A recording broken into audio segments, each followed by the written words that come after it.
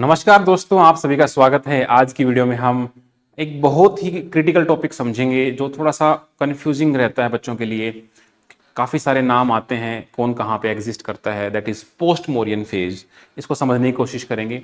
इससे पहले आपको पता होगा इसका नाम है पोस्ट मोरियन, मतलब जो मोरियन फेज था उसके बाद जो फेज आया। मोरियन फेज कब स्टार्ट होता है? 321 बीसी से, जब चंद्रगुप्त मौर्य राजा बनते हैं। इनके बेटे आते हैं बिंदुसार, फिर अशोक आते हैं। अशोक के बाद लास्ट में आते आते एक इनके राजा आते हैं बृहद्रथ, जो कि 185 बीसी में इनकी डेथ हो जाती है।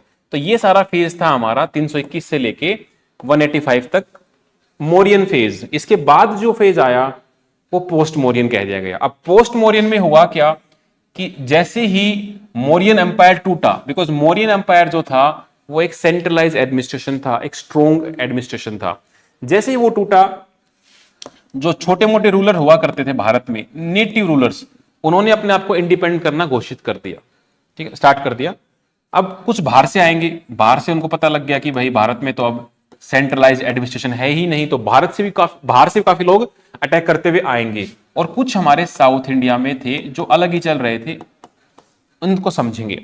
तो जैसे ही पोस्ट मोरियन फेज आया, तो भाई ये जो राजा था इसको मारने वाला कौन था? इसको मारने वाला था पुष्यमित्र शुंग। ये इसका ही सेनापति था। इसको मार के इसने अपनी डायनेस्टी बना दी, शुंग डायनेस्टी। अब शुंग डायनेस्टी में भाई पुष्यमित्र शुंगा ने चलाया। इसके बाद इसका भी लास्ट रूलर आया देवभूति। देवभूति को मार के एक नई डायनेस्टी आ गई, कनवा। कनवा डायनेस्टी। अब कनवा डायनेस्टी को के साथ भी वही हुआ। इनका जो लास्ट लॉर्ड था वो था देवभूति। देवभूति। अब देवभूति को मार के वासुमित्र कनवा आ गई। ठीक है, वासुमित्र कनवा। अब कनवा के साथ भी चलता रहा इनका, करते करते इनका भी एंड आया और इनको मारने वाले थे हमारे सतवाहनाज। ठीक है, सतवाहनाज अगर सतवाहनाज भी फिर बाद में खत्म हो गए और हमारे इक्ष्वाकुज आ गए। ऐसे करते करते ये हमारे नेटिव रूलर चल रहे हैं, शुंगाज, कनवाज, सतवाहनाज, इक्ष्वाकु।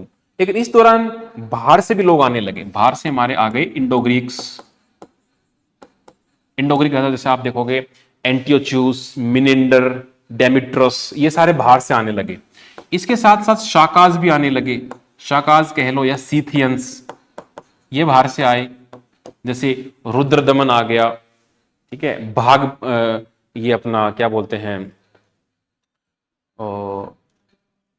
इसके अलावा एक दो और भी हैं, I am not able to recall the name, but main आदमी था हमारा हाँ शाकाज में। जैसे ये चेस्टक, नाहापन्ना, ये सारे शाका रूलर थे। शाकाज खत्म होते इनके पीछे पीछे और लोग आ गए, पार्थियंस या पहलवाज। पहलवाज जिसमें आते हैं गोंडोफर्निस द फर्स्ट, वो सारे लोग। और इनके पीछे पीछे आ गए कुषाण,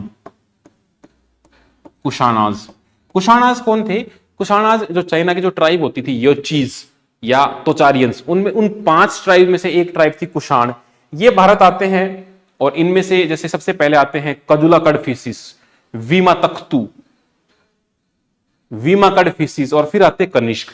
कनिष्क इनके सबसे मेन रूलर हैं। करते करते ये भी लास्ट में खत्म हो जाते हैं और जिनका लास्ट रूलर होता है उसके बाद समथिंग वासुमित्र होता है इनका भी, वासुमित्र करके। ठीक है, वो खत्म हो जाता है।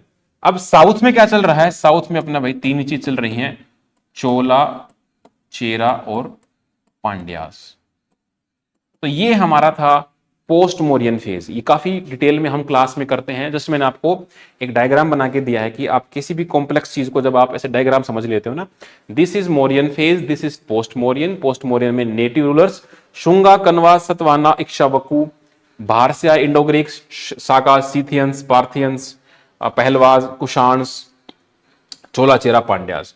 तो कमेंट करके जरूर बताएं ये वीडियो आपको कैसी लगी और आप किस कॉम्प्लेक्स टॉपिक पर वीडियो चाहते हो, ताकि हम आगे वैसे वीडियो लाते रहें। थैंक यू, जय हिंद।